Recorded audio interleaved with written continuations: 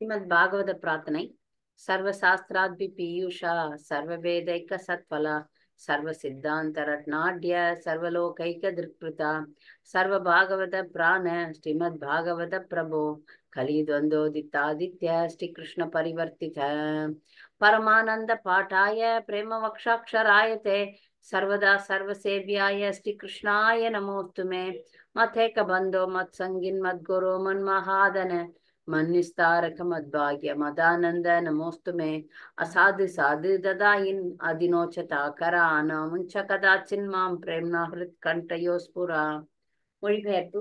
ஓ எல்லா வேத இலக்கியங்களிலிருந்தும் கடைந்தெடுக்கப்பட்ட அமிர்தமே, வேதங்களின் மிக முக்கியமான ஆன்மீக பழமே, எல்லா தத்துவங்களின் முடிவுகளான ஆபரணங்களை கொண்டவரே, உலக மக்களுக்கு ஆன்மீக பார்வையை கொடுப்பவர் மற்றும் வைஷ்ணவர்களின் உயிர் மூச்சாக விளங்குபவரே, பகவானே, நீர் கலியுகத்தின் இருளை போக்குவதற்காக உதித்த சூரியன். உண்மையில் நீர் எங்களிடம் திரும்பி வந்த கிருஷ்ணர். ஓ ஸ்ரீமத் பாகவதமே, உங்களுக்கு என் பணிவான வணக்கங்கள். உங்களை படிப்பவர்கள் உன்னத ஆனந்தத்தை அடைவார்கள். ஏனெனில் உங்கள் எழுத்துக்கள் அவர்களுக்கு தூய பக்தி தொண்டை பொழிகின்றது. நீங்கள் பகவான் கிருஷ்ணரின் அவதாரமாக இருப்பதால் அனைவரும் உங்களுக்கு தொண்டு புரிய வேண்டும். ஓ ஸ்ரீமத் பாகவதமே, என்னுடைய ஒரே நண்பரே, என்னுடன் இருப்பவரே, என்னுடைய ஆசிரியரே, என்னுடைய மிகப்பெரிய சொத்துமாகவும் என்னை விடுவிப்பவருமாகவும் இருப்பவரே, என்னுடைய மரியாதை கலந்த வணக்கங்களை ஏற்றுக்கொள்ளுங்கள். ஓ ஸ்ரீமத் பாகவதமே, புனிதமற்றவருக்கும் புனிதத்தை வழங்குபவரே, மிகவும் வீழ்ச்சி அடைந்தவர்களை உயர்த்துபவரே, என்னை எப்பொழுதும் கைவிட வேண்டாம். கிருஷ்ணருக்கான தூய பக்தி தோன்றுடன் எப்பொழுதும் என்னுடைய தொண்டையிலும் இதயத்திலும் தோன்றுவீராக. ஸ்ரீமத் பாகவதம் கீ ஜெய். ஸ்ரீல பிரபுபாத் கீ ஜெய். ஸ்ரீமத் பாகவதம் 10வது காண்டம் 33வது அத்தியாயம் ராச நடனம் கேள்விகள் பதில்கள். இந்த வாரம் புது அத்தியாயத்தை நம்ம எடுக்கல, ஏன்னா பக்தி வினோத் டாக்கூரனுடைய மறைவு தினம் இன்றைக்கு. அதனால இந்த பாடம் முடிச்சுட்டு நமக்கு நேரம் இருந்தால் நம்ம பக்தி வினோத் டாக்கூர் அவர்கள் பற்றி பேசலாம். முதல் கேள்வி, ஸ்ரீல பில்வமங்கல டாக்கூர் ராச நடனத்தை பற்றி எப்படி வர்ணிக்கிறார்? ஹரே கிருஷ்ண மாதாஜி. சொல்லுங்க. பில்வமங்கல டாக்கூர் ராசனத்தை பற்றி பின்வரும் ஸ்லோகத்தில் விவரித்துள்ளார். அங்கனாம் அங்கனாம் அந்தரா மாதவோ மாதவம் மாதவம் காந்தரேனாங்கனா கனாகா இட்டம் ஆகல்பிதே மண்டலே மத்திய கக லஞ்சக வேணுனா தேவகி தேவகி நந்தனக. பகவான் மாதவன் 2 கோபிகளுக்கு இருந்தார். ஒவ்வொரு கோபியும் ஒரு 2 தோற்றங்களுக்கு இருந்தனர். தேவியின் மைந்தரான ஸ்ரீ கிருஷ்ணர் அந்த வட்டத்தின் நடுவிலும் கூட நின்று கொண்டு உள்ளாங்கல் இசைத்துக் கொண்டும் பாடிக்கொண்டும் இருந்தார். ஹரே கிருஷ்ண மாதாஜி. ஹரே கிருஷ்ணா, நன்றி. அடுத்த கேள்வி, கோபியர்களால் எதை புரிந்து கொள்ள இயலவில்லை? ஸ்ரீல விஸ்வநாத சக்கரவர்த்தி தாகூர் காதலினால் மதிமயங்கி போயிருந்த கோபியர்களால் ஸ்ரீ கிருஷ்ணர் தன்னை பல தோற்றங்களால் விரித்து கொண்டு இருந்தார். அதனால் அவர்களால் நம் ஒவ்வொருவருடைய தனித்தனியே நடனமாட முடிகிறது என்பதை புரிந்து கொள்ள முடியவில்லை. தனித்தனியா எல்லாருக்கூட இருக்கிறாருன்றத அவங்களால புரிஞ்சுக்கலாம். அவங்க தங்களோட மட்டும்தான் இருக்கிறாங்க அப்படின்னு நினைச்சுக்கிறாங்க. நன்றி, சரியா சொன்னீங்க மாதாஜி. 3வது கேள்வி, தேவலோகத்தில் உள்ள தேவர்கள் ராச நடனத்தை பற்றி என்ன கூறினர்? தேவலோகத்தில் உள்ள தேவர்கள் ராச நடனத்தினை உயர் தர்ம நெறி என்றும் இப்பௌதிக உலகில் நாம் காணும் காதலிலிருந்து முற்றிலும் மாறுபாடுடையதென்றும் ஆனந்தமுடன் ஏற்றுக்கொள்கிறார். ஹரே கிருஷ்ணா. நன்றி. அடுத்த கேள்வி, யசோதைக்கும் தேவகி என்ற பெயர் உண்டு என்பது எங்கு கூறப்பட்டுள்ளது? ஹரே கிருஷ்ணாஜி, நான் சொல்றேன். பக்தி சித்தாந்த சரஸ்வதி தாகூரார் தேவகி என்னும் பெயர் வசுதேவரின் மனைவியை தவிர யசோதைக்கும் கூட உண்டு என்றும், இதனை ஆதி புராணம் துவே நாம்னி நந்த பார்யயா யசோதா தேவகி திச, நந்தகோபரின் மனைவிக்கு யசோதை மற்றும் தேவகி என்று 2 பெயர்கள் உண்டு என்று குறிப்பிடுவதாக கூறுகிறார். நன்றி, சரியா சொன்னீங்க. நிறைய நேரத்துல தேவகின்னு வர இடம்லாம் முக்கியமாக அது யசோதையை தான் குறிக்குதுன்னு நாம புரிஞ்சு கொள்ள வேண்டும். நான் நிறைய இடத்துல பாருங்க, தேவகி சுத்த கோவிந்த தேவ ஜெகத்பதே அப்படின்னு சொல்லிட்டு நிறைய ஸ்லோகங்கள்லாம் இருக்கு. தேவகி தேவகின்னு நிறைய ஸ்லோகங்கள் இருக்கு. அதெல்லாம் முக்கியமான தாயாகி யசோதையை தான் குறிக்கிறது அப்படின்னு நமக்கு வந்து சாஸ்திரங்கள் கூறுகின்றது. 5வது கேள்வி, மின்னிய மின்னல் ஒளி எதை குறிக்கிறது? ஹரே கிருஷ்ண மாதாஜி. ஆஹ் ஹரே கிருஷ்ண மாதாஜி. சொல்லுங்க. மேகங்களிடையே மின்னிய மின்னல் ஒளி என்னும் எடுத்துக்காட்டானது அவர்கள் முகங்களில் அரும்பிய பனித்துளிகளை போன்ற வியர்வை முத்துக்களை குறிப்பிடுகிறது. ஹரே கிருஷ்ண மாதாஜி. நன்றி, சரியா சொன்னீங்க. ஆக்ரந்தய பொருள் கூறி விளக்கவும். 6வது கேள்வி. ஹரே கிருஷ்ண மாதாஜி. ஆக்ரந்தய என்னும் வார்த்தைக்கு நெகிழ்ந்து என்னும் பொருள் கொள்ளலாம். இவ்வார்த்தை கோபியர்கள் அவர்கள் கூந்தலையும் மேகலையினையும் இறுக்கமாக முடிந்திருந்தனர் என்றும் அவை படிப்படியாக நெகிழ்ந்தனவென்றும் குறிப்பிடப்படுகின்றது. மேகலைன்னா என்னது மாதாஜி? ஓகே, நன்றி. அடுத்து முத்திரை என்றால் என்ன? ஹரே கிருஷ்ணா மாதாஜி. சொல்லுங்க. நடமாடும் பொழுது உணர்ச்சிகளையும் பாவங்களையும் அபிநயித்து காட்டுவதற்கு முத்திரை என்று பெயர். ஹரே கிருஷ்ணா. நன்றி, சரியா சொன்னீங்க. பாத ஞானச பொருள் கூறவும். பாத ஞானச என்னும் வார்த்தை கோபியர்கள் கலைநயத்துடன் மனதினை ஈர்க்கும் வண்ணம் நடனமாடும் தமது பாதங்களை எடுத்து வைப்பர் என்றும் குறிப்பிடப்படுகிறது. சரியா சொன்னீங்க, நன்றி. 9வது கேள்வி, ராகங்களை பற்றி சிறு குறிப்பு வரைக.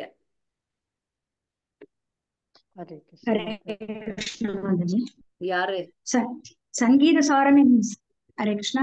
சங்கீத சாரம் என்னும் இசையினை பற்றி விளக்கம் அதிகாரப்பூர்வமான நூலில் தாவாந்த ஏவராக சூர்யாவத்தியோ ஜீவ ஜாதய தேஷு ஷோடசம் சாகஸ்தி புரா கோபி கிருதா வரா என்று குறிப்பிடப்பட்டிருக்கிறது. இதன் பொருள் என்னன்னா, பல்வேறு வகையான உயிரினங்கள் இருப்பது போன்று பல்வேறு வகையான ராகங்கள் இருக்கின்றன. அவற்றுள் 16,000 ராகங்கள் தலைமை ராகங்களாகும். இவை அனைத்தையும் கோபியர்கள் பாடினர் என்பதாகும். இவ்வாறு கோபியர்கள் 16,000 ராகங்களை படைத்தனர்.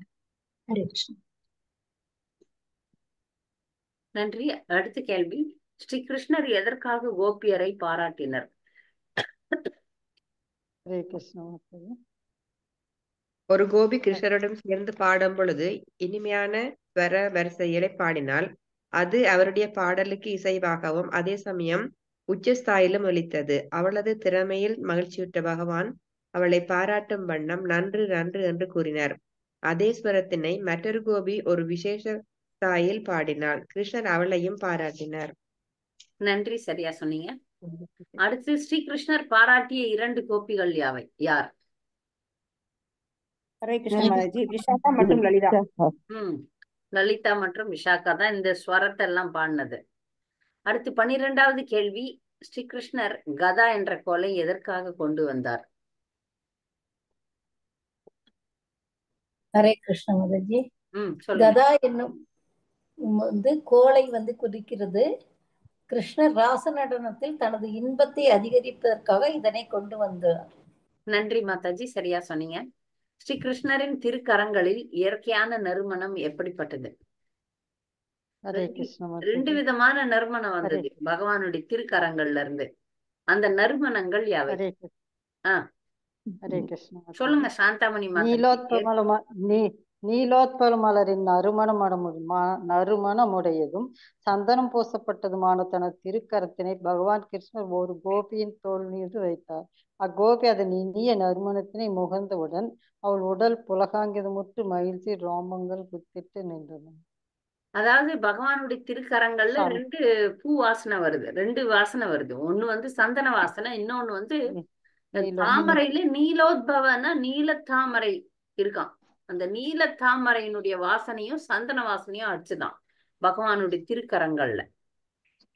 14வது கேள்வி, கோபியர்கள் அணிந்திருந்த மேகலை பற்றி எந்தெந்த ஸ்லோகங்கள் கூறுகின்றது? ஸ்லோகம் நம்பர் சொல்லணும். ஹரே கிருஷ்ண மாதாஜி. சொல்லுங்க. 7ஆம் ஸ்லோகம், 13வது ஸ்லோகம், 15வது ஸ்லோகம் மாதாஜி. 5வது ஸ்லோகம் 5, 7, 15. 7, 13, 15 இருக்கு மாதாஜி. 13 இருக்கா? 13 இருக்கு. 13, 15 இருக்கு. 5ல இருக்கு மாதாஜி. 5வது ஸ்லோகத்துல இருக்கு. 17ல இருக்குங்க மாதாஜி. 5ல இருக்கு. 17 இருக்குங்க. 17ல நான் பார்க்கல. 17ல இருக்கா? இல்ல 17 இல்ல மாட்டேங்குது. 15 தான். 15ல 15 தான், 17 எல்லாம் கிடையாது. 7, 13, 15ல பார்த்த மாதாஜி. 5, 7, 13, 15 4. ஹரே கிருஷ்ணா. ஹரே கிருஷ்ணா. நன்றி. 15வது ஸ்லோகம். ஒரு சிறுவன் தனது நிழலுடன் விளையாடியதை போல ராசநடனம் இருந்தது. விளக்குக.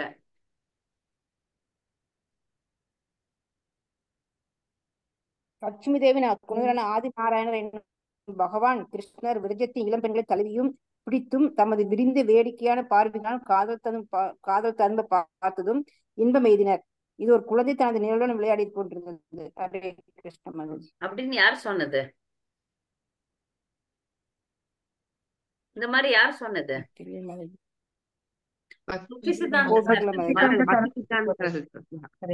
பக்தி சித்தாந்த சரஸ்வதி தாக்கூர் சொன்னார். நன்றி. அடுத்தது பொருள் கூறுக. ஆத்மராமோ. ஹரே கிருஷ்ணா மாதாஜி. சுய திருப்தி உடையவராக. பத்மா காரைக்குடி. சுய திருப்தி உடையவர் நிலையில் நிறைவுடையவராக இருக்கிறார். ஆன்மீக சுய திருப்தி. அவருக்கு எதுவும் தேவையே இல்லை. எது பின்னாடியும் அவருக்கு போகணும்னு அவசியமே கிடையாது. ஆத்மராமான்னு அப்படிதான். பக்தர்களை கூட ஆத்மராமான்னு நம்ம சொல்லுவோம். அடுத்து 17வது கேள்வி. பகவான் லௌகிக மற்றும் வேத நன்னெறிகள் அனைத்தையும் கடந்தவராக இருக்கிறார். விளக்குக.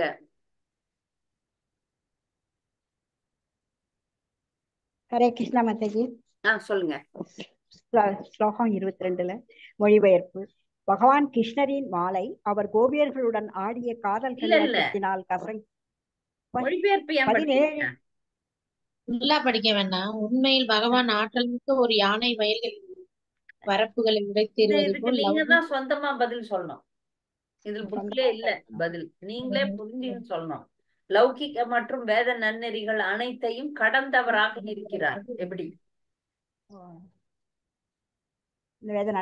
கடைசி வரி மட்டும். ஹரே கிருஷ்ணா மாதாஜி. எப்படி எல்லாத்தையும். ஹரே கிருஷ்ணா மாதாஜி. இல்ல வேதேச சர்வையர் இல்ல நெருப்புக்குள்ள போட்டாலும் அந்த நெருப்பு அசுத்தம் ஆகுறது இல்ல. அதனால அந்த நெருப்பு எப்பவுமே தூய்மையா இருக்கிற மாதிரி பகவான் தன்னிலேருந்தே விரிவாக்கம் பண்ணி கொண்ட பக்தர்களோட ஆடினதும் ஒரு நெருப்பு மாதிரி அவர் அப்பவும் தூய்மையா தான் இருக்காரு. நல்ல பதில் தான். ஆனா நான் இன்னும் ஒரு பதில எதிர்பார்க்கிறேன். ஹரே கிருஷ்ணா. நான் வகுப்புல சொன்னேன் அந்த பதில. ஏன் பகவான் சட்டதிட்டங்கள்லாம் பகவானை கட்டுப்படுத்தாது? நிறைய உதாரணம் சொன்னேன். அப்பாற்பட்டவர் மாதிரி அவரு. ஏன்னா சட்டத்திட்டங்கள்லாம் ஒரு ராஜா வகுத்தா அவர் அதுக்கு கட்டுப்பட வேண்டாம். அதே மாதிரி பகவான் தான் சட்டத்திட்டங்களை வகுக்கிறாரு. அதனால அவரு கரெக்டா சொன்னீங்க. நான் போன வகுப்புல ஒரு உதாரணம் சொன்னேன். யாருக்கு ஞாபகம் இருக்குன்னு பாக்கலாம். ஒரு அருமையான உதாரணம் சொன்னேன். போலீஸ் வந்து அந்த ஸ்பீட் பண்ணி போற வெஹிக்கிள ஃபாலோ பண்றா. நல்ல ஞாபகம் வச்சிருக்கீங்க. சரியா? ஒரு போலீஸ்காரன் ஒரு குறிப்பிட்ட வேகத்தை விட அதிகமாக பயணிக்கக்கூடியவங்கள பிடிக்கணும்னா எப்படி போவான்? அந்த பயணிக்கின்ற அந்த குற்றவாளியை விட அதிகமான வேகத்துல போய் தான் அவனை பிடிப்பான். நல்ல கவனிங்க. ஒரு சாலையில 60 கிலோமீட்டர் வேகத்துல தான் போகணும்னு ஒரு சட்டம் இருக்குன்னு வச்சுங்க. ஒரு குற்றவாளி 80 கிலோமீட்டர் போறான்னா அவனை பிடிக்கிறதுக்கு போலீஸ் 100 கிலோமீட்டர் போய் தான் பிடிக்கணும் இல்லையா? அந்த மாதிரிதான் பகவான் தான் சட்டதிட்டங்களை ஏற்றி இருக்கிறார். அதனால சட்டதிட்டங்கள் அவரை கட்டுப்படுத்தாது. அவர் அதுக்கு அடங்க வேண்டிய அவசியமே கிடையாது. அவருக்கு கட்டுப்பட வேண்டிய அவசியம் இல்லை. அவர் அதற்கு மேற்பட்டவர். இந்த பதில் தான் நான் எதிர்பார்த்தேன் எல்லார்கிட்டையும். 18வது கேள்வி. ரச என்ற சொல் எதை குறிக்கின்றது? கோபியர்களுக்கும் கிருஷ்ணருக்கும் உள்ள ரசம் யாது? ரசம்னா என்ன? வீட்டுல வைக்கிறோமே மிளகு ஜீரகம் போட்டு அந்த ரசமா? எல்லாரும் தெரிஞ்சிருக்கணும் ரசம்னா என்ன. உறவு பாவம்.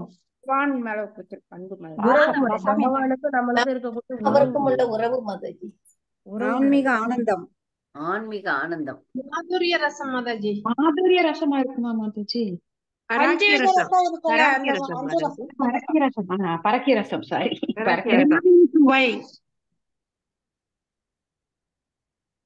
பகவானுக்கும் பக்தர்களுக்கும் உள்ள உறவு முறை 5 வகை இருக்கு. அதுக்கப்புறம் இன்னொரு கிளை வகைகள் 7 இருக்கு. 12 மொத்தம் இருக்கு. அப்ப இதுல வந்து பகவான் இந்த உறவு முறையை தான் நம்ம ரசா அப்படின்னு சொல்றோம். அந்த ரசத்துல வந்து இவங்க வந்து மாதுரிய ரசத்துல இருக்கிறாங்க. அதுலயும் பராக்கிய ரசம். மாதுரிய ரசம்னா துவாரகை ராணிகள் கூட மாதுரிய ரசம் தான். ஆனா அதுலயும் வந்து சுவாக்கிய பராக்கியன்னு 2 ரசம் இருக்கு. சுவாக்கியனா மனைவிகள், பராக்கியனா மற்றவர்களுடைய மனைவிகள்.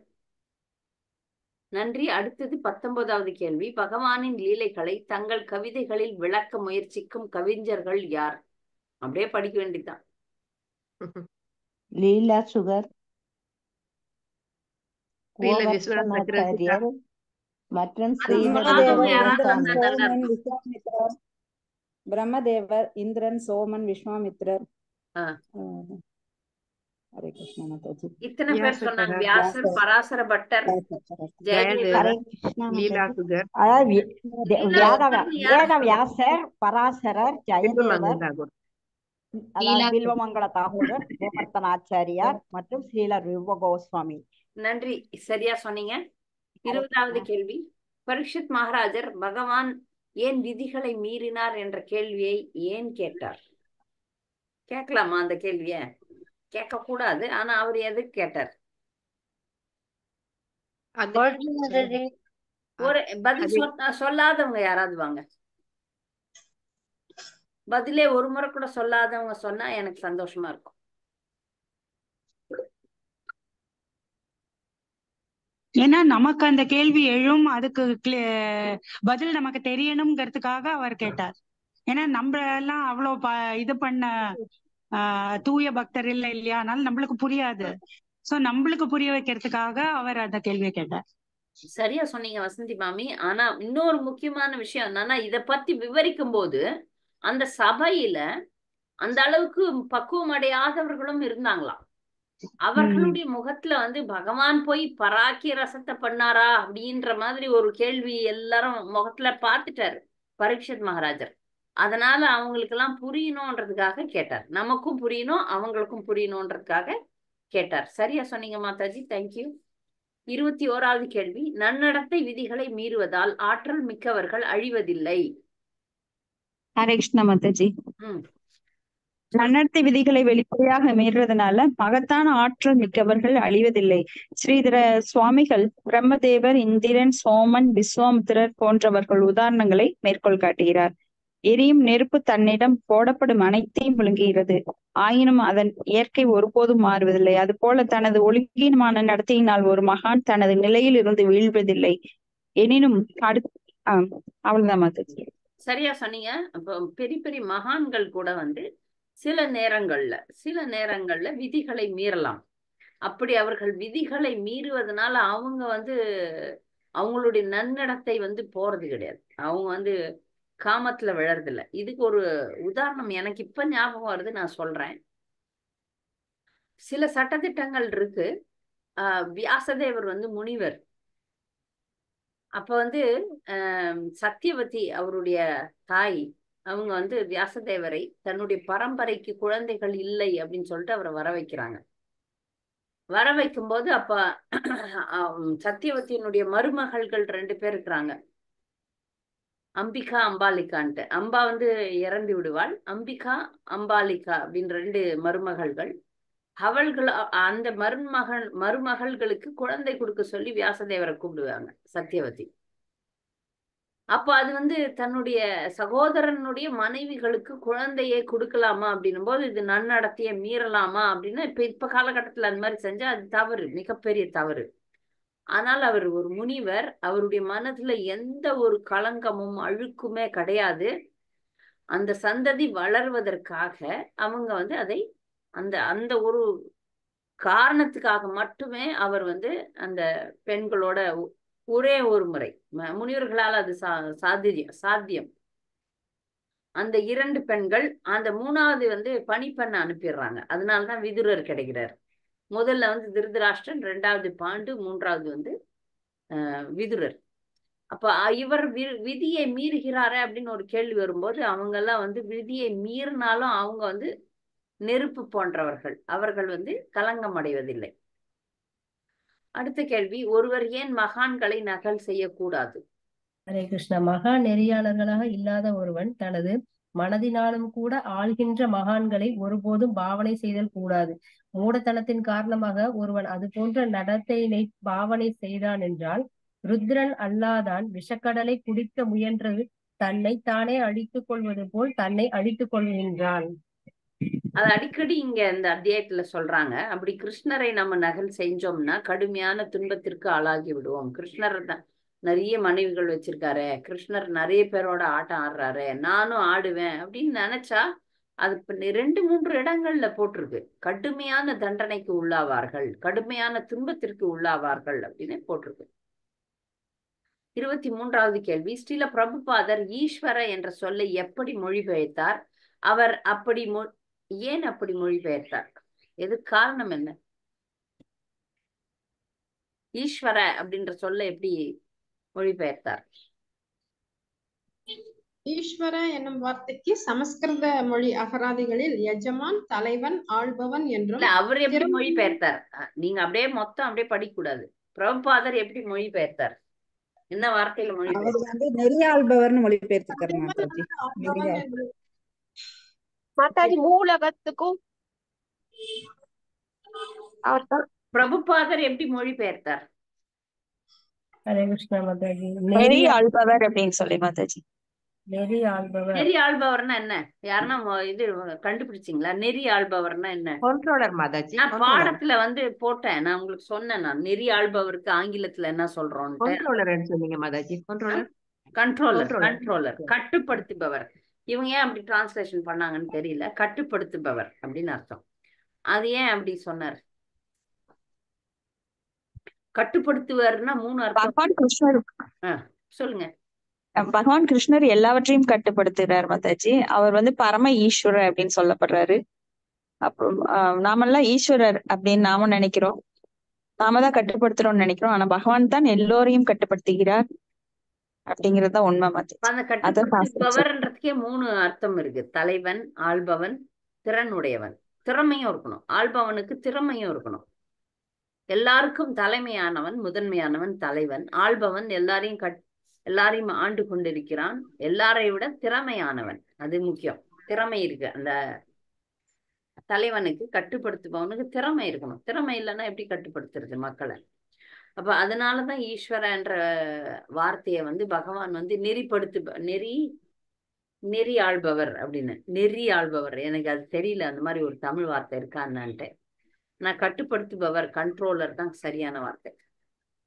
24வது கேள்வி, மேலை நாட்டினர் எதை அறியாமல் இருக்கின்றனர்? மேலை நாட்டவர்கள் மட்டுமல்ல, நாஸ்திகர்களும் ஒரு விஷயத்தை அறியறதில்லை. என்னது அது?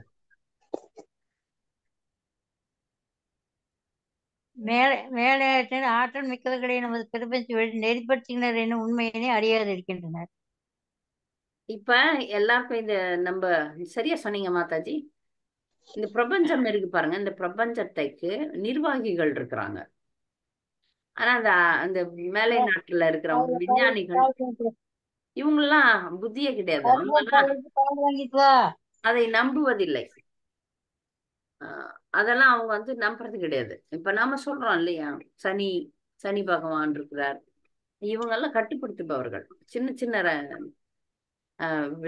நம்ம சின்ன ராஜா, சின்ன கடவுள் அப்படி சொல்லலாம். அதனாலதான் டெமிகாட்ஸ்ன்னு சொல்றார் பிரபுபாதர். சின்ன சின்ன கட்டுப்படுத்தும் கடவுள்கள் அப்படின்னு சொல்லலாம், தேவர்கள் அப்படின்னு சொல்லலாம். அவங்க எல்லாம் இருக்கிறத இவங்க ஒத்துக்கிறது இல்லை. கடவுளை சில பேர் ஒத்துக்கிறாங்க, கடவுள்னு பொதுவா ஒத்துக்கிறாங்க, ஆனா யாருன்னு தெரியாது.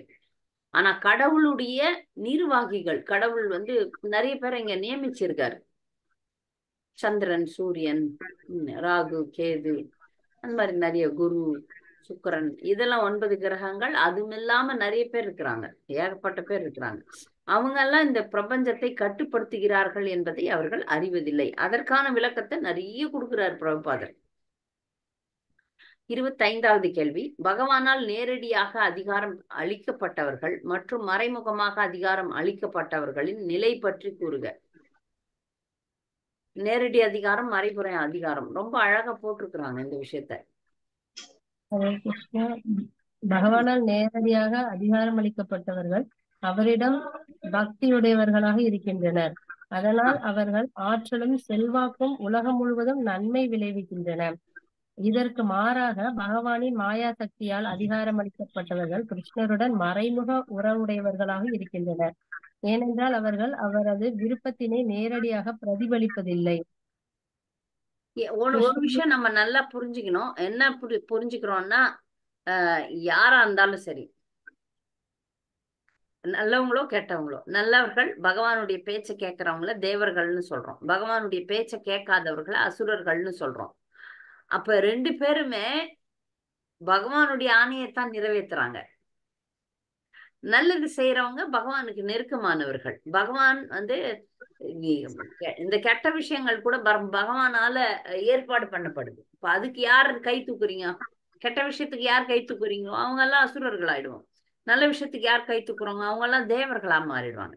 அப்போ நேரடியாக பகவானுடைய பேச்சை கேட்கறவங்க மறைமுகமாக கேட்பவர்கள் அப்படின்ற ஒரு எண்ணம் இருக்கு. எல்லாமே பகவானுடைய திட்டம் தான். அதை புரிஞ்சுக்கணும். ஒரு கெட்ட செயல் இருக்கு அப்படின்னா அதை செய்து அவன் பகவானை விட்டு தூர போயிடுறான். நல்ல செயலை செய்து பகவான் விட்டு, ஆனா 2மே பகவானுடைய திட்டம் தான். பகவானுடைய அதிகாரத்தின் கீழே இருக்கிறது தான் பகவான் அப்ப கெட்ட விஷயங்களை விரும்புகிறாரா அப்படின்னா, இந்த உலகத்தை நிர்ணயிச்சிருக்காருல்ல, இந்த உலகத்தில் நல்லது கெட்டதுகள் நடந்து கொண்டே இருக்கிறது. ஒரு நல்லதும் நடக்கணும், ஒரு கெட்டதும் நடக்கணும். ஆனா அதுக்கெல்லாம் கருவிகள் வேண்டும். ஏன்னா கர்ம வினையை இல்லைன்னா அது பேலன்ஸ் பண்ண முடியாது. கர்ம வினை ஒருவத்திற்கு ஒரு விதமா செயல்படுது. கர்ம வினையினுடைய நுணுக்கங்களுக்கு வந்து நல்லது செய்யறவங்களும் வேணும், கெட்டது செய்யறவங்களும் வேணும். அப்ப எல்லாமே பகவானுடைய அதிகாரத்தின் கீழே தான் இருக்கிறாங்க. நல்லது செஞ்சா நல்லது அடைவாங்க, கெட்டது செஞ்சா கெட்டது அடைவாங்க. அத வந்து பகவானுடைய திட்டம் தான், பகவானுடைய அதிகாரம் தான் அப்படின்றத புரிஞ்சுக்கணும். ஒண்ணு நேரடி, ஒண்ணு மறைமுகம். தெரியாது. மறைமுகமா இருக்கிறது வந்து பகவான் இது விரும்புறாரா, பகவானுடைய ஏற்பாடு தானா இது அப்படின்னு புரியாது. ஆனா அதுவும் பகவானுடைய ஏற்பாடு தான், பகவானுடைய அதிகாரம் தான். 26வது கேள்வி. ஈஸ்வரானாம் என்ற சொல்லை ஸ்ரீல பக்தி சித்தாந்த சரஸ்வதி தாக்கூர் எப்படி விளக்கியுள்ளார்? ஈஸ்வரானாம். பதில் சொன்னவங்களே சொன்னா, நிறைய பேர் பேசுறதே கிடையாது. பேசாதவங்க சொல்லிட்டோம். பத்மா மாதாஜி பதில் சொல்லிட்டீங்க நீங்க. நிறைய பேர் பேசாம சைலண்ட் மோட்ல இருக்காங்க, அவங்கள பேச வைக்கலாம்.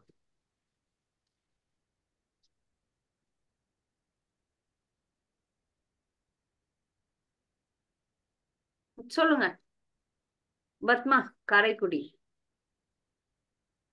ஹரே கிருஷ்ணா மாதாஜி. பக்தி சித்தாந்த சரஸ்வதி தாகூரார் ஈஸ்வரனாம் என்னும் வார்த்தையினை ஞானம் மற்றும் தவத்தின் மூலம் ஆற்றல் பெற்றவர்கள் என்று மொழிபெயர்த்திருக்கிறார் மாதாஜி. கடவுளின் தன்மை மற்றும் இறப்பித்தனை புரிந்து கொண்டு ஆன்மீக வாழ்வில் மேன்மை செய்வதற்காக தேவைப்படும் தனிப்பட்ட தியானத்தினை செய்வதென்றால் ஒருவன் பரமபுருஷ பகவானின் விருப்பத்தினை பிரதிநிதிப்படுத்துவது அதிகாரம் அவரால் அளிக்கப்படுகிறான். அதிகாரம் அவரால் அளிக்கப்படுகின்றான். அவரது அவ்விருப்பம் ஒருவனால் புத்திசாலித்தனமாக ஏற்றுக்கொள்ளப்படுகிறது. நாம புத்திசாலியா இருந்தா பகவான் வந்து நல்ல விஷயங்களுக்கு நம்மள கருவியாக்க விரும்புறாரு. அதை நான் சரின்னு இருந்து நாம கருவிதான். அர்ஜுனன் வந்து ஒரு சொல்றாருல்ல கிருஷ்ணர், நிமித்த மாத்திரம் பவ சேவிய சாட்சின். நீ வந்து ஒருமன கருவிதான், அதனால நீ வந்து நீயே செய்யறன்னு நினைச்சுக்காத அப்படின்னு சொல்றார். அந்த மாதிரி ஞானம் மற்றும் தவத்தின் மூலம் ஆற்றல் பெற்றவர்கள் அப்படின்னு அர்த்தம் ஈஸ்வரானம் அப்படின்னா. அப்போ பகவான் வந்து அவங்களுக்கு வந்து ஆற்றலை கொடுக்கிறார். அதை கொண்டு அவர்கள் நல்ல காரியத்தை செய்கிறார்கள், பகவானுடைய விருப்பத்தை பூர்த்தி செய்கிறார்கள். 27வது கேள்வி. ஸ்ரீ கிருஷ்ணரை ஏன் நக்கல் செய்யக்கூடாது? ஹரே கிருஷ்ண மாதாஜி. சுகதேவ கோஸ்வாமியால் எடுத்துரைக்கப்பட்டது போல கொடிய விளைவுகளை சந்திக்காது பகவானின் இச்செயல்களை எவனொருவனாலும் பாவனை செய்ய முடியாது. இவ்வத்தியாயத்தில் 30வது ஸ்லோகத்தில் குறிப்பிடப்பட்டிருப்பது போல் கிருஷ்ணரும் காம இச்சையுடன் சாதாரண மனிதர் என்று ஒருவர் கருதினாலோ அல்லது அவரது ராச நடனம் மிகவும் கவர்ச்சிகரமானது என்று ஏற்றுக்கொண்டு அதனை பாவனை செய்ய முயன்றாலோ நிச்சயம் அவன் அழிந்து போவான். அதனால நகல் செய்யக்கூடாது. நன்றி. நிச்சயம் அழிந்து போவானே சொல்றாங்க. அதனால கிருஷ்ணரை யாரும் வந்து நக்கல் செய்யக்கூடாது. 28வது கேள்வி, பகவானுக்கும் அவரால் அங்கீகரிக்கப்பட்ட தொண்டர்களுக்கும் உள்ள வித்தியாசம் யாது, வேறுபாடு யாது? ஹரே கிருஷ்ணா. சொல்லுங்க சாந்தாமணி, நிறைய பதில் சொல்லிட்டீங்க. ஒண்ணுதான் சொன்னங்க. சரி சொல்லுங்க சொல்லுங்க. பகவானுக்கும் அவரால் அதிகாரம் அளிக்கப்பட்ட தொண்டர்களுக்கும் இடையில் கட்டாயம் ஒரு வேறுபாடு இருக்கிறது.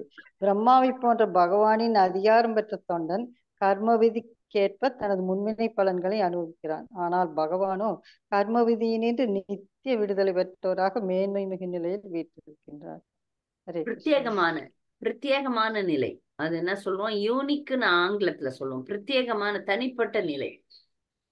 பகவானுக்கு வந்து ஒரு தனிப்பட்ட யூனிக். அவர் நம்மளை போல கிடையாது, நம்மை போல அவர் கிடையாது. அதனால அவர் தொண்டன் வந்து கர்ம வினையினுடைய விதிக்கேற்ப விஷயங்களை அனுபவிக்கிறார்.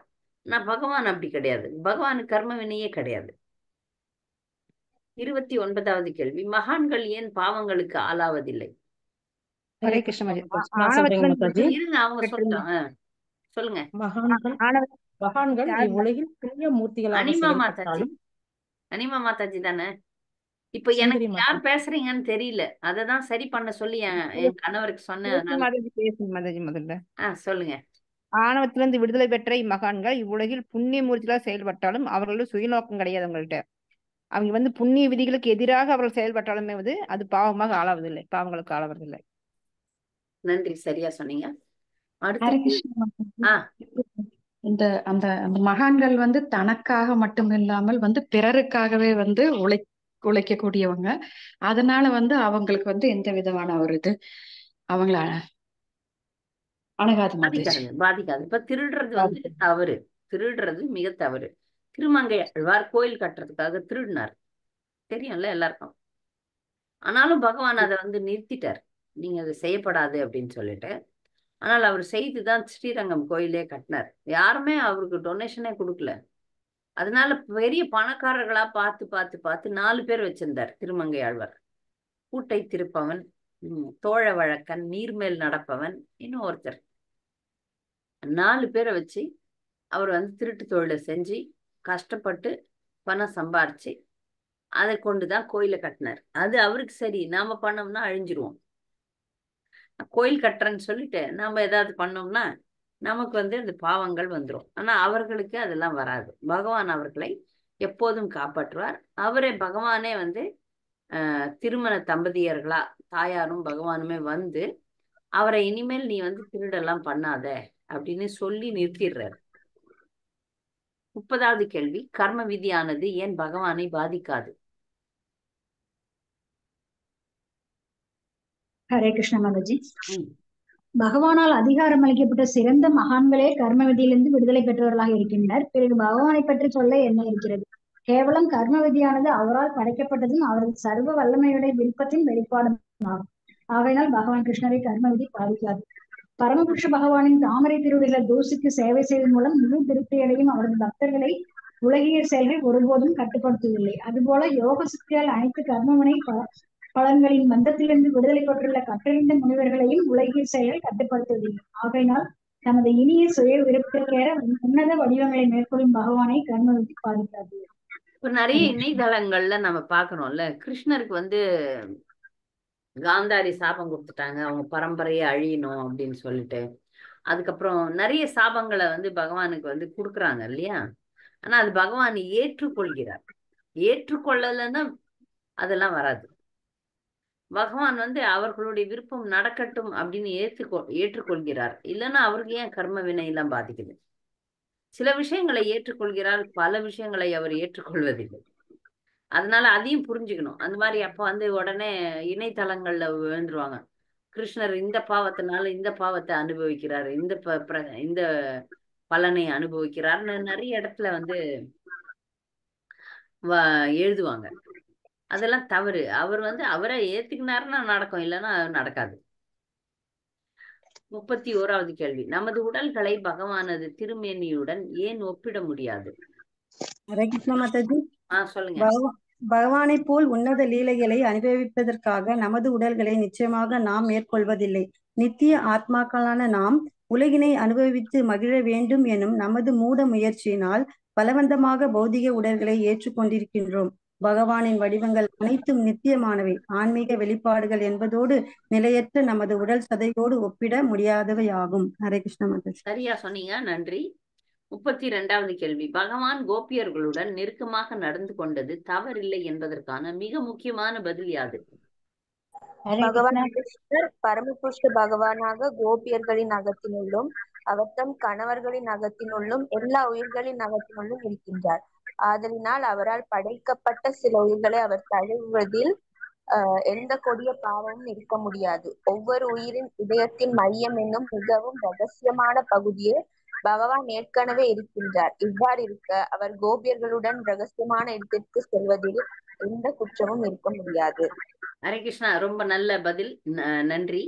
பக்தர்கள் வந்து இந்த பதிலெல்லாம் கொஞ்சம் மனசுல போட்டு வச்சுக்கணும். நிறைய விஷயங்களை இந்த பகவான் வந்து தவறுக்கு அப்பாற்பட்டவர் அப்படின்றதுல முக்கியமான பதில் வந்து யாராவது கேட்டாங்கன்னா நம்ம இதை சொல்லலாம். அதற்காக தான் இதை வந்து அடிக்கடி நம்ம பிரச்சாரத்துக்கு மிகவும் உதவியாக இருக்கக்கூடும்ன்றதுனால இந்த கருத்துக்கள் எல்லாம் நம்ம திரும்ப திரும்ப கேட்கிறோம். பகவான் எல்லாருடைய மனசுலயும் இருக்கிறார். இந்த ஜீவராசிகள்லாம் பகவானால படைக்கப்பட்டது.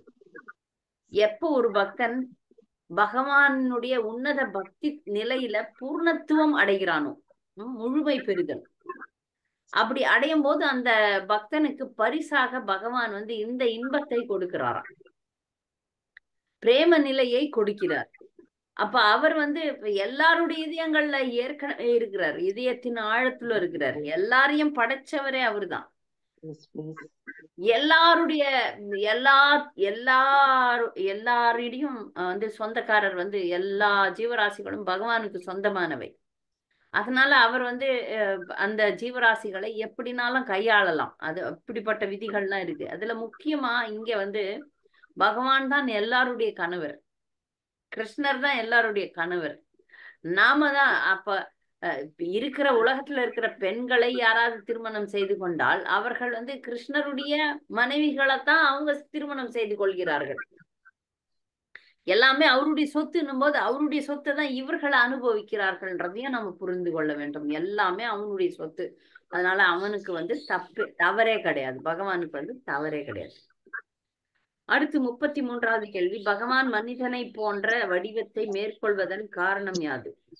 ஹரே கிருஷ்ணா. தமது பக்தர்களுடன் கருணை புரிவதற்காக பகவான் மனிதனை போன்ற உடலை மேற்கொள்ளும் பொழுது அவர் தமது லீலைகளை பற்றி கேட்டு அவற்றால் கவரப்படுபவர்கள் தம்மையே அவரிடத்தில் அர்ப்பணிக்க வேண்டும் என்பதற்காக இது போன்ற லீலைகளில் ஈடுபடுகின்றார். விஸ்வநாத சக்கரவர்த்தி தாக்கூரார் சொல்றார், பந்தப்பட்ட ஆத்மாக்களின் மாசுற்ற இதயங்களை கவர்வதற்குரிய கற்பனை கட்டாத ஆன்மீக சக்தியுடையது இந்த காதல் லீலைகள். அதனால இந்த லீலைகளை பார்த்து கவர்ந்து வரக்கூடியவர்களுக்கு மேன்மை உண்டாகும், ஆன்மீக வாழ்க்கையில முன்னேற்றம் உண்டாகும். அதனால இது வந்து பகவான் வந்து இந்த உலகத்துல மானுட ரூபம் எடுத்து வருகிறார். அவருடைய ஒரிஜினல் ரூபமும் வந்து இயற்கையான ரூபமும் அப்படியே தான் இருக்கு. கிருஷ்ணர் தான் அவருடைய இயற்கையான ரூபமே. ஆனால் அது வந்து நம்மை விட கொஞ்சம் பல விதத்துல அதை நம்ம ஏற்கனவே பார்த்துட்டோம். நம்முடைய ரூபத்துக்கும் அவருடைய ரூபத்துக்கும் உள்ள வித்தியாசத்தை நிறைய பார்த்துட்டோம். அவருடையது வந்து சச்சிதானந்தம், நமது வந்து பஞ்சபூதங்களால் ஆனது. நம்முடைய தேகம் பஞ்சபூதங்களால் ஆனது, அழியக்கூடியது. அவரது அழியாதது. நான் பாக்குறச்ச அவர் மனிதன் மாதிரி தான் இருக்கிறார். பைபிள்ல கூட ஒரு வாசகம் இருக்கிறது, கடவுள் தன்னை போல மனிதனை படைத்தான்னு இருக்கு. அவங்க எப்படி பகவானுக்கு உருவம் இல்லைன்னு சொல்றாங்கன்னு எனக்கு தெரியல. அவங்க பைபிள்ல வந்து வாசகமே இருக்கு, கடவுள் தன்னை போல் மனிதனை படைத்தான் அப்படின்னு. எனிவே பகவான் வந்து, ஆனால் பகவானுக்கும் மனிதனுக்கும் உள்ள வித்தியாசம் என்னன்னா, அவருடைய தேகம் சச்சிதானந்தம், நம்முடைய தேகம் பஞ்சபூதத்தினால் ஆனது, அழியக்கூடியது. அவரது அழியாதது. 34வது கேள்வி, யோகமாயை ஏன் கோபியர்களை காத்தது? கோபியர்கள் கிருஷ்ணரை உயிருக்குயிராக நேசித்ததினால் அவர்கள் திருமணமானவர்களாக இருந்த போதிலும் பகவானுடன் அவர்கள் கொண்டிருந்த உறவினை யோகமாயை எல்லா காலங்களிலும் பாதுகாத்தது. இப்ப நான் வந்து கிருஷ்ணரை சந்திக்க போறேன் அப்படின்னு சொல்லிட்டு ஒரு காட்டு உள்ள நம்ம போல சாதாரண பெண்கள் எல்லாம் போக முடியுமா? நான் சுடுகாட்டுக்கு போறேன், நான் காட்டுக்கு போறேன், கிருஷ்ணரை சந்திக்க போறேன் அப்படின்லாம் நாம எல்லாம் சொல்ல முடியாது. நமக்கெல்லாம் யோகமாயை பாதுகாப்பு தராது. நம்ம எல்லாம் ஜாக்கிரதையா தான் இருந்தாகணும். ஆனா அந்த கோபிகள் எல்லா ஆபத்துகளையும் கண்டு பயப்படாம கிருஷ்ணரை நோக்கி வந்தாங்க. ஏன்னா பாதுகாப்பு வலயத்தில் அவர்கள் இருந்தார்கள். 35வது கேள்வி, விஸ்வநாத சக்கரவர்த்தி தாக்கூரார் கோப்பர்கள் கோபியர்களோடு உறவு கொள்ளவில்லை என்பதை எவ்வாறு விளக்குகிறார்? விஸ்வநாத சக்கரவர்த்தி உஜ்வல நீலாமணியில் மாயா கல்பித தாத்ரு ஸ்ரீ சீலனே நானு சூயுபிகி நஜாது விரஜ தேவி நாம் பதிபி சங்கமக. கோபியிலிருந்து வேஷ்டிமுடி கணவர்கள் அவர்களின் மனைவியரோடு உறவு கொள்ளவில்லை. மாறாக அவர்கள் மாயையினால் உருவாக்கப்பட்ட அவர்களின் மனைவியரின் மறுவடிவங்களுடனே உறவு கொண்டிருந்தனர். அதனால் அம்மனிதர்கள் விரஜத்திலுள்ள தெய்வீக மகிழும் உண்மையில் நெருங்கிய தொடர்பு கொள்ளவில்லை. கோபியர்கள் பகவானின் அகசக்தி ஆவார். அவர்கள் எந்த ஒரு உயிரும் சார்ந்தவர் அல்ல. ஹரே கிருஷ்ணா. கோபியர்கள்லாம் ஒரு விதத்துல பார்க்க போனா இந்த இடத்துல விஸ்வநாத சக்கரவர்த்தி தாக்கூரார் சொல்றார், அந்த கோப்பர்களுடைய மனைவிகளாக இருந்த கோபியர்கள்லாம் மாயாவினுடைய ரூபங்களாக இருந்தாங்க. அந்த ஒரிஜினல் கோபிகள்லாம் கிருஷ்ணருக்கு தான் தங்களை அர்ப்பணித்தார்கள். அந்த கோப்பர்களோட இருந்த கோபியர்கள்லாம் வந்து மாயாவனுடைய ரூபம் அப்படின்னு விஸ்வநாத் சக்கரவர்த்தி தாக்கூரார் சொல்றார். நன்றி. 36வது கேள்வி, பராக்கிய ரசம் என்றால் என்ன? பராக்கிய ரசம் அல்லது திருமணமான பெண்ணுக்கும் அவளுடைய கள்ள காதலனுக்கும் இடையில் உள்ள காதலில் கிடைக்கும் கிளர்ச்சியை உருவாக்குவதே. ஹரே கிருஷ்ணா. சரியா சொன்னீங்க, நன்றி. 37வது கேள்வி, ராச நடனம் எவ்வளவு காலம் நடைபெற்றது? ஹரே கிருஷ்ணா மாதாஜி. ராச நடனம் 12 மணி நேரம் இரவு பொழுது 1000 அடங்கியது. 1000 யுகங்கள் நடந்தது பிரம்மாவின் ஒரு இரவு காலம். நன்றி. அடுத்து 38வது கேள்வி, பகவானது லீலைகளில் நமது கற்பனைக்கு எட்டாத விஷயங்கள் யாவை?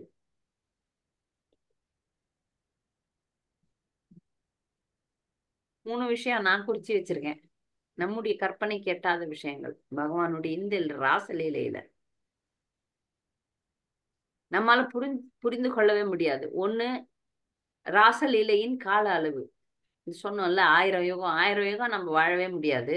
1000 யுகம் எப்படிப்பட்டதுன்னு நம்மால புரிஞ்சு கொள்ள முடியாது. ஒண்ணு.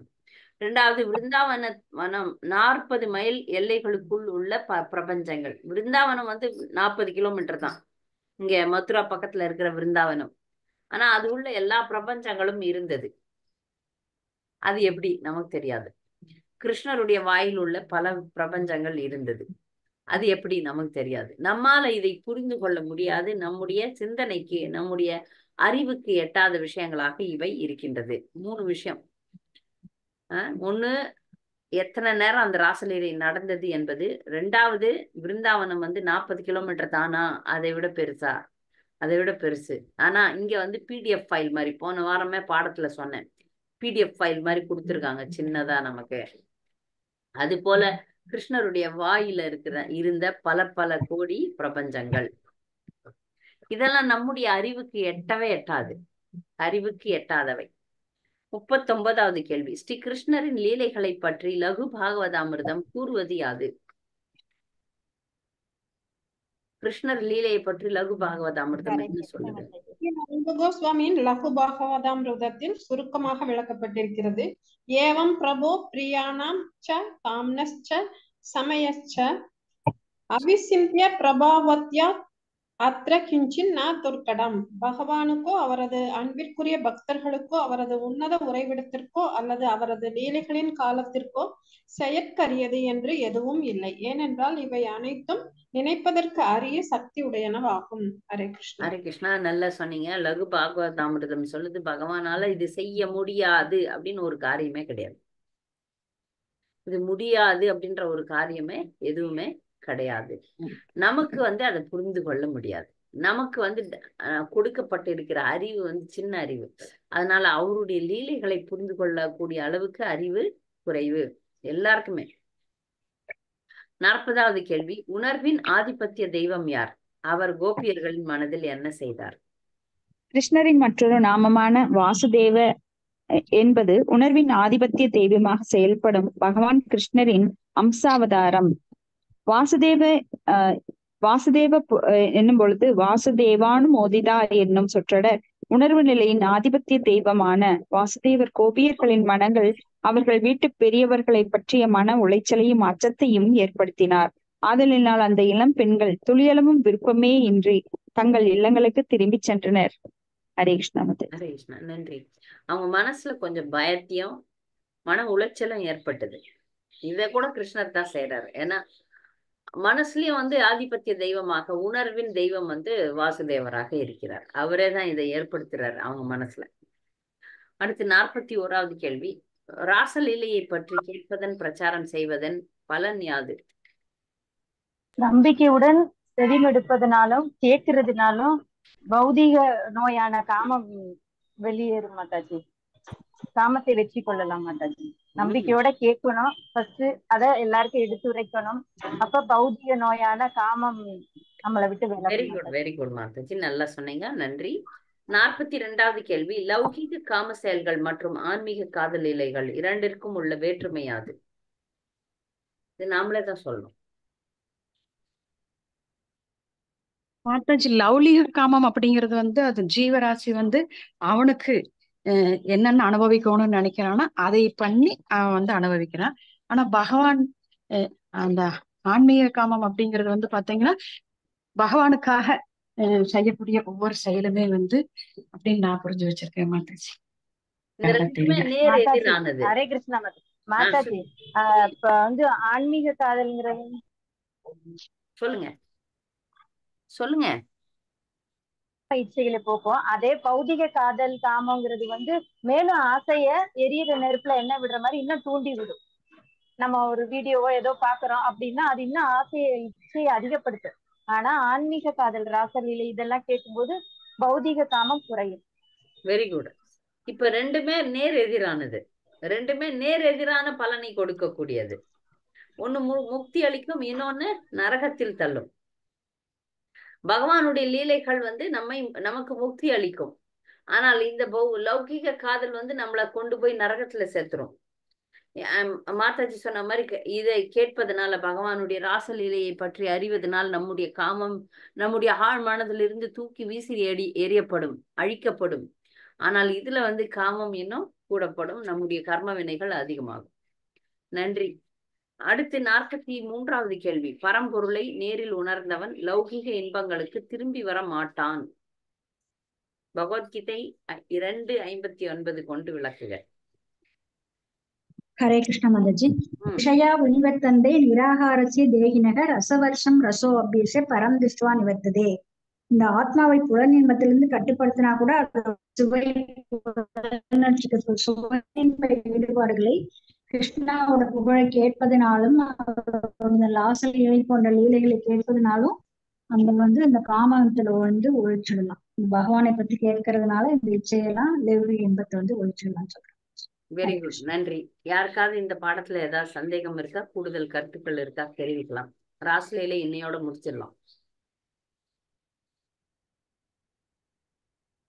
யாருக்காவது ஏதாவது சந்தேகம் இருக்கா ராசலீலையில? ஹரே கிருஷ்ண மாதாஜி. 12வது கொஸ்டின்ல நட்டுவனார் கையில் இருக்கும் கோலை குறிக்கும்ங்கிறாங்கல்ல மாதாஜி, அது என்ன மாதாஜி? இன்னொன்னு கர்மா ஒரு பர்சனாலிட்டியா மாதாஜி? 30வது கொஸ்டின் கர்மா பர்சனாலிட்டியா? கர்மா வந்து ஒரு பர்சனாலிட்டியா மாதாஜி? பூமி சூரியன் அது மாதிரி சொல்ற மாதிரி கர்மாங்கிறது வந்து ஒரு பர்சனாலிட்டியை குறிக்குமா மாதாஜி? கர்ம வினை பர்சானிபிகேஷன் இல்ல. கையில கிருஷ்ணர் ஒரு கோலை வச்சிருக்கிறது அந்த ராசலீலையினுடைய ஆனந்தத்தை அதிகரிப்பதற்காக. நட்டுவனார் கையில் இருக்குங்கிறது வந்து பகவானுக்கு இன்னொரு பேரா மாதாஜி?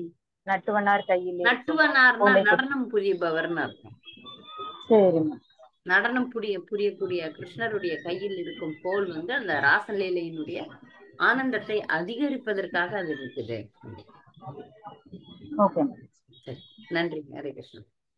ஹரே கிருஷ்ண மாதாஜி, பணிவான வணக்கங்கள். பணிவான வணக்கங்கள். எனக்கு ஒரு கேள்வி ஒண்ணு மாதாஜி, இந்த பாடல் சம்பந்தமானது. கேளுங்க. இப்ப என்னன்னு சொன்னா, பகவான் எல்லா இடமும் வியாபித்திருக்கிறாருன்னு சொல்லி இந்த ராஜ லீல நடனத்துல நாங்க ஒவ்வொரு கோபியரோடும் இருந்தாங்கன்னு சொல்லி குறிப்பிடுறோம்.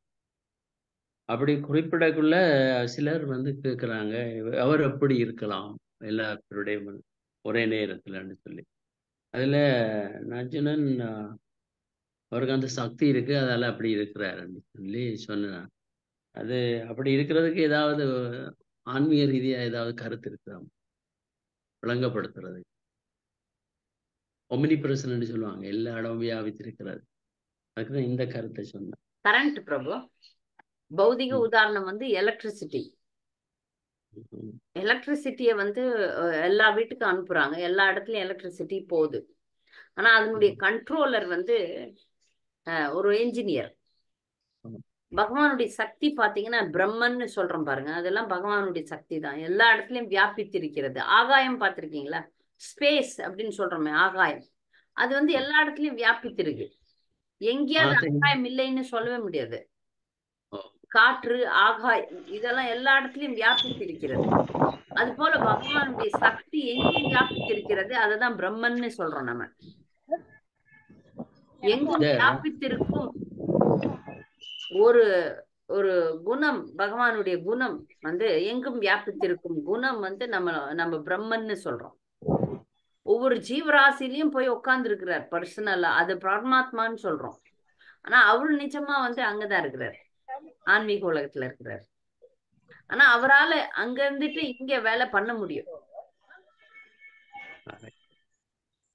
இன்னொரு கேள்வி மாதாஜி, இந்த ராசலீல நடனம் வந்து மற்றவங்க சொல்றாங்க இது பகவானுக்கு எப்படி இந்த மற்றவர்களுடைய மனைவிகளோட அப்படி நடனம் ஆடுறது அப்படி என்று கேட்டாங்க. நான் ஒரு விளக்கம் கொடுத்தேன், என்னடா இவங்க எல்லாம் ராம அவதாரத்துல முனிவர்களாக இருந்தவங்க, தண்டகாரண்ய முனிவர்கள் இருந்தவங்க. அவங்களுடைய வேண்டுதலுக்கு ஏற்பதான் இந்த ராச நடனத்தை இந்த கிருஷ்ண அவதாரத்துல செய்து அவங்கள திருப்திப்படுத்தினார் சொல்லி நான் சில விளக்கம் கொடுத்தேன்.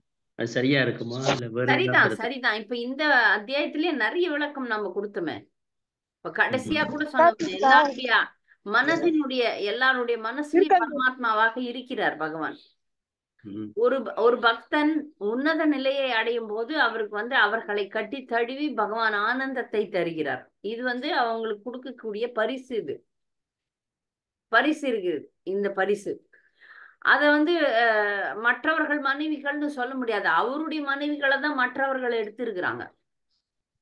எல்லாருமே கிருஷ்ணருடைய மனைவிகள் தான், எல்லாருமே எல்லா ஜீவராசியும் கிருஷ்ணருடைய தாசிகள் தான். யாரு நீங்க அப்படின்னு கேட்டா, ஜீவேரே ஸ்வரூப ஹய நித்தியர கிருஷ்ணதாஸ், அது ஆணோ பெண்ணோ எல்லாரும் கிருஷ்ணருடைய தாசர்கள், கிருஷ்ணருடைய சொத்து. இவங்க தான் எடுத்து வச்சுன்னுக்குறாங்க அவருத. அப்ப அவர்கள் ஒரு பக்தர்களாக மாறும்போது அவர்களுக்கு அந்த ஆனந்தத்தை தருவதற்காக பகவான் வந்து இங்கு வருகிறார். நீங்க சொன்ன மாதிரி சரிதான், தண்டகாரண்ய முனிவர்கள் அவர்கள். இந்த பாட்டுல நிறையவே இதற்கான பதில்கள் சொல்லப்பட்டது. ஒரு சட்டத்தை விதிப்பவர் சட்டத்தை மீறலாம், அவருக்கு வந்து சட்டம் வந்து கிடையாது, அவரே சட்டத்தை கொடுப்பவர், அதனால அவர் சட்டத்தை மீறலாம் அப்படின்னு நிறைய விஷயங்கள் சொல்லப்பட்டது. இந்த மாதிரி லீலைகள் புரியும் போது ஒரு பக்தனுக்கு வந்து தனக்கும் வந்து பக்தியினுடைய முழுமையில பகவான் தன்னையும் அந்த மாதிரி கோபிகளை நடத்தின மாதிரி தன்னையும் நடத்துவார்ன்ற நம்பிக்கையும் நமக்கு ஏற்படும். இது பக்தியினுடைய முழுமையில கிடைக்கக்கூடிய விஷயம். ஆரம்பத்திலே நாம நினைச்ச கூடாது. நிறைய பேர் அப்படித்தான் நினைச்சுக்கிறாங்க, தங்களையே கோபிகளா நினைச்சுக்கிறது, தங்களையே ராதாவா நினைச்சுக்கிறது. அது இல்ல, பக்தியினுடைய முழுமையில நமக்கும் வந்து பகவான் கருணை காட்டலாம். அந்த மாதிரி விஷயங்களை நமக்கு சொல்லி தருவதற்காகவும் நம்முடைய மனதில் இருக்கும் காமத்தை ஒழிப்பதற்காகவும் இந்த லீலைகள் நடத்தப்பட்டன. சரியா? கோபியர்களுமே மாதாஜி மாயா கோபியர்களாக தான் கிரகஸ்தர் இல்லத்துல இருந்ததா சொல்றாங்க. ஏன்னா மாயா சீதா மாதிரி மாயா கோபியர்கள் எல்லாமே கிரகத்துல இருந்தவங்க எல்லாம். உண்மையான கோபியர்கள் கிருஷ்ணரோட ஆனந்த லீலையில ஏன்னா இருந்தாங்க. உண்மையான கோபிகள் தான் அவருடைய சொத்து தான், இவங்க சொத்து கிடையாது. நன்றி. அடுத்த கேள்வி, வேற ஏதாவது கேள்விகள் இருக்கா?